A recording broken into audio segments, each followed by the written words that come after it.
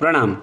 यदि कोई हमें ऐसा कह दे कि जो आपकी जिनालय में जो पत्थर की प्रतिमा है उसे आप लोग परमात्मा कह देते हो, तो उससे गुण की प्राप्ति तो कैसे होगी? क्या गाय की प्रतिमा है वो दूध देने में सक्षम है?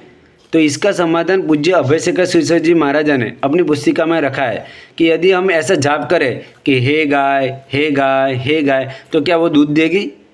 क्योंकि वहाँ पर वो नाम निक्षेप है, क्योंकि दूध की प्राप्ति मन ऊपर निर्भर नहीं है। पर यदि ऐसा हम जाप करें नमो रंताम ऐसे नौकावली गिने, तो यहाँ पर हम मानते हैं कि मन में जैसे ही शुभ भाव प्रविष्ट होता है तो हमें पुण्य का बंध हो रहा है, यदि अशुभ भाव होते हैं तो हमें कर्म का बंध हो रहा है, ऐसा हम मानते हैं। तो जैसे नाम स्मरण के योग से हमें गुण की प्राप्ति मानते हैं, तो वैसे ही स्थापना निक्षेप के दर्शन वंदन पूजन के भाव से भी हमारा सम्यक तो निर्मल होता है। सम्यक तो मान्यता के ऊपर आधारित है, ऐसे पुण्य और पाप जो है वो मन पर निर्भर है। तो यहाँ पर जो दूध की प्राप्ति है वो मन ऊपर निर्भर नहीं है। दूध की प्राप्ति के लिए तो भाव निक्षेप ही चाहिए। तो यहाँ पर जो तर्क दिया है वो कुतर्क है, क्योंकि गाय की प्रतिमा दूध देने में सक्षम है क्या?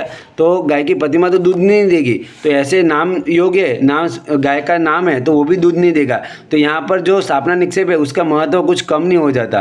प्रणाम।